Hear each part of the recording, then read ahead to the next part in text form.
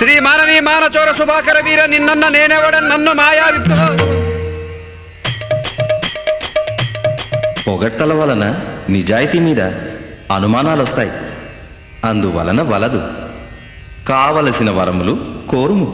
ఒకటే వరము స్వామి, నాకు రాధ కావాలి. వెళ్ళి వాళ్ళ నాన్నని అడిగాయి. ఈ పాటిదానికి తపస్సు వరాలు ఎందుకు? రాధా వాళ్ళు నాకన్నా పై అంతస్తు, అడిగితే ఇవ్వరు. ఇవ్వకపోతే ఎత్తుకొచ్చేయి. రుక్మిణి కథలో నేను అలాగే చేశాను. కిడ్నాపింగ్ నేరం స్వామి, పైగా నేను లాయర్ని కూడా.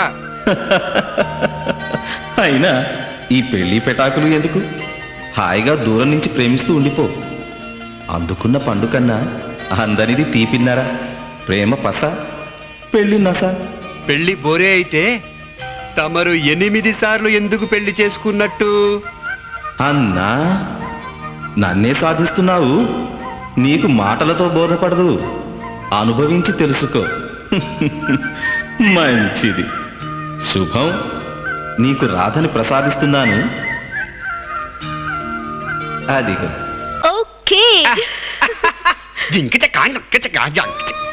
ఆ అమ్మాయి ధనవంతుల బిడ్డ, జడ్జి గారి కూతురు, కాబోయే లాయరు.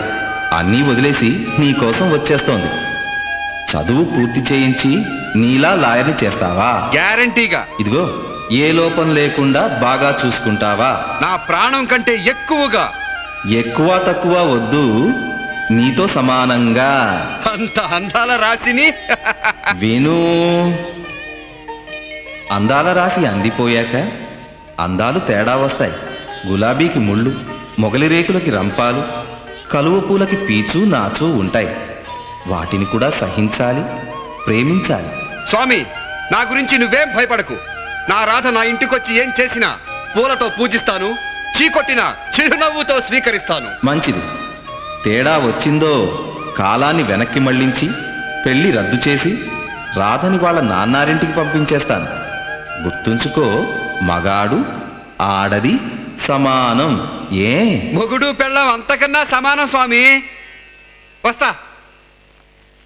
శతమానం భవతి